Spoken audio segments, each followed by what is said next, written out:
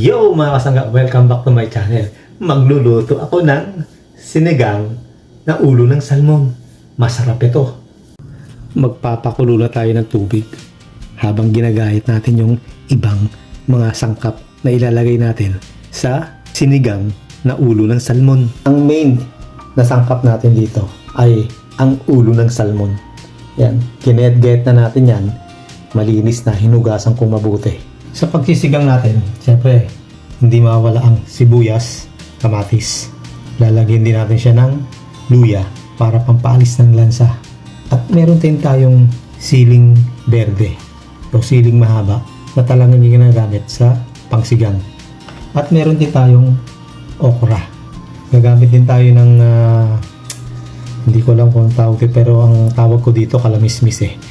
Usually ginagamit to sa sinigang na karne. Pero lalagyan ko siya nito para lalong masarap. At syempre, gagamit din ako ng kangkong.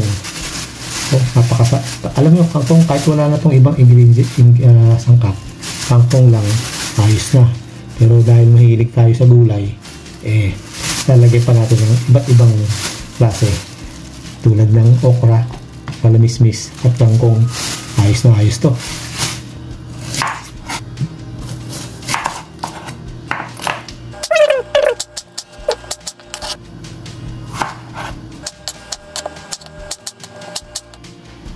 Pipit-pitin lang natin yan para lumabas ang katas.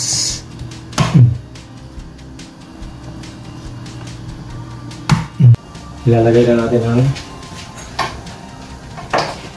luya, sibuyas at kamatis. Sabay-sabay na yan. Habang pinakukuluan natin yan, sibuyas, kamatis, luya, pagka malambot na si kamatis at si sibuyas, pwede na nating ilagay ang ating ulo ng salmon. Gagamit din tayo ng pangsigang o pangpaasim. Siyempre, hindi magiging sinigang kung walang pampaasim. Lagayatin natin ang gulay. Tanggalin natin mga dulo-dulo. Ayan. Tapos hiwain natin ang tamtaman lang.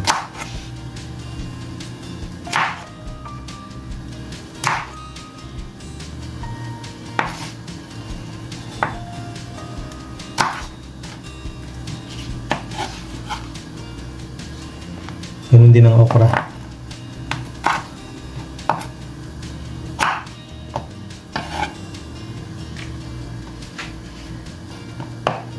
Pwede rin lagyan natin ng isang buo. Kung maliliit naman, pwede nang hindi kayatin. Pero tulad nito, medyo mahaba naman siya ng konti. Kayatin natin. Ayan. Tapos haluan ko siya ng hugas bigas. Ito yung huling pinaghugasan ng bigas. Pakukulan natin yan. Tapos kapag kumukulo na yung kamatis, medyo pipigain nyo lang sa gilid ng kaldero. Yan, no? Para mas lalong lumasa ang sinigang o kamatis dun sa sinigang na niluluto nyo. Yan. Tapos ang style ko kasi dyan, inilalagay ko na yung ating sinigang mix. Kung may sariwa kayong sampalok, okay lang din, mas okay. Dahil wala tayo nun, yung ating sinigang mix ang gagamitin natin. O pang sisigang ako, ayoko din yung masyadong maasim ng sinigang. Siyempre, yung tama lang ba, di ba?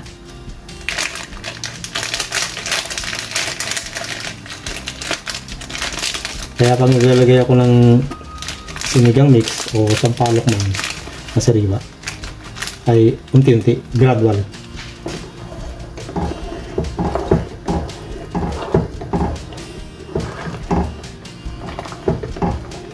Tapos lalagyan ko na siya ng asin. Siyempre, asin. Importante ang asin. Yan.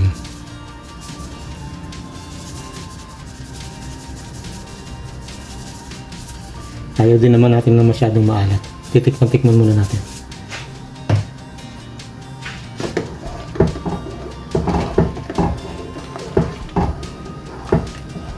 Yan. Pakuluan natin ng konti.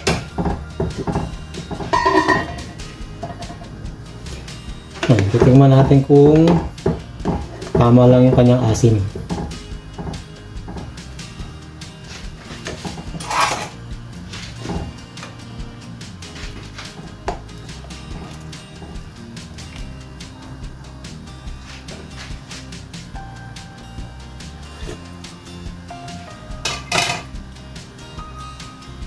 Palagay ko tama lang yung kanyang asim.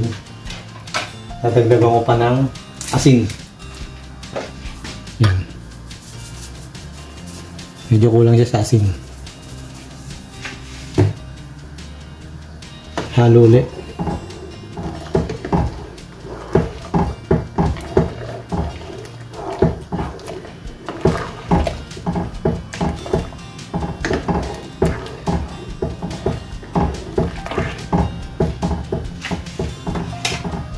Ayan, titikman ko siya ulit.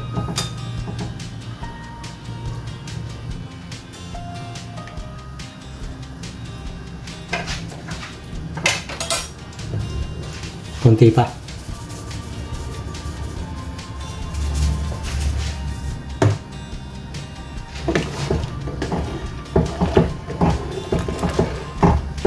Ngayon, pwede ko nang ilagay ang ulo ng salmon. Ilalagay ko na ang ulo ng salmon.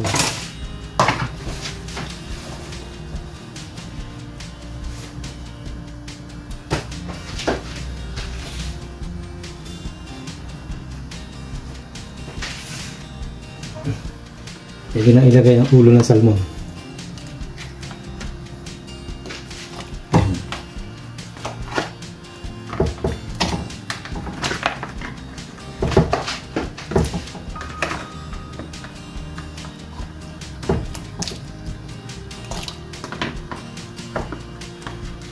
Hindi lang puro ulo yan. Mayroon din laman yan. Ayan o.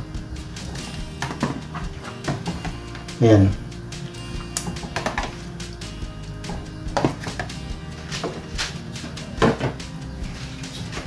Matagal ko nang gustong magluto nito. Magsigang nito. Ngayon lang natupag. Ayan. Ngayon pakukuluan ko muna yan.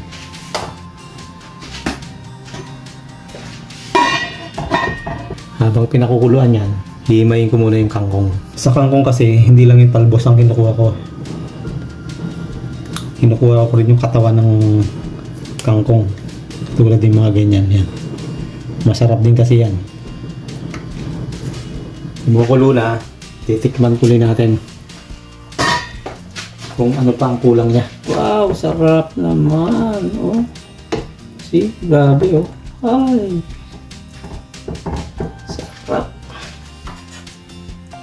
Yan ulit.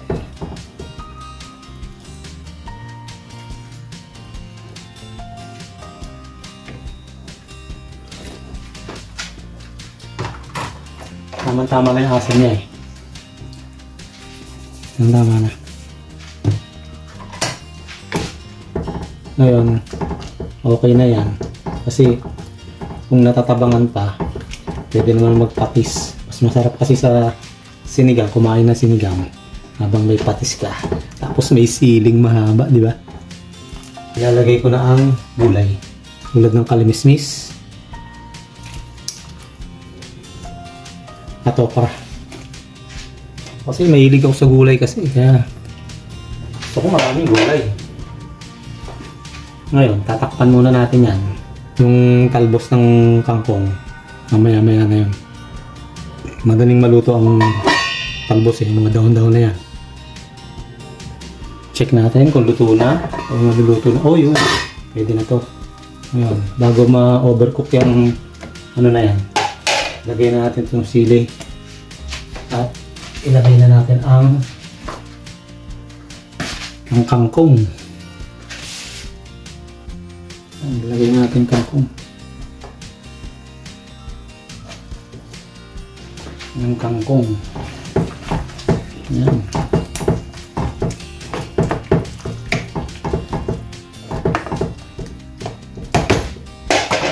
Ako kasi gulay pa lang. Talagang ulam na eh. Kayo din ba? Ganun mga kasangga? Kulay pa lang. Talagang diba? Ayan. Tatakpan ko yan. Mga 1 minuto. Ayan. Pagkaluto ng kangkong, huwag naman overcook. Half cook lang. Okay na. Yun. Ayos. Luto na ang ating kangkong. Yan. Ayan, pwede na yan.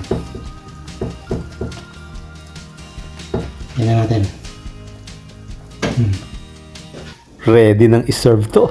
Gutom na ako. Tara mga kasangga, kain tayo. Pero bago ang lahat mga kasangga, bago magtapos ang aking video, kung kayo ay bago lang sa aking YouTube channel, please subscribe and hit the notification bell upang maging updated kayo sa aking mga ina-upload na videos. And please support my YouTube channel. Ang channel ko ay naglalaman ng kung ano-anong videos, katulad ng adventures, luto, at iba't iba pa. Thank you for watching!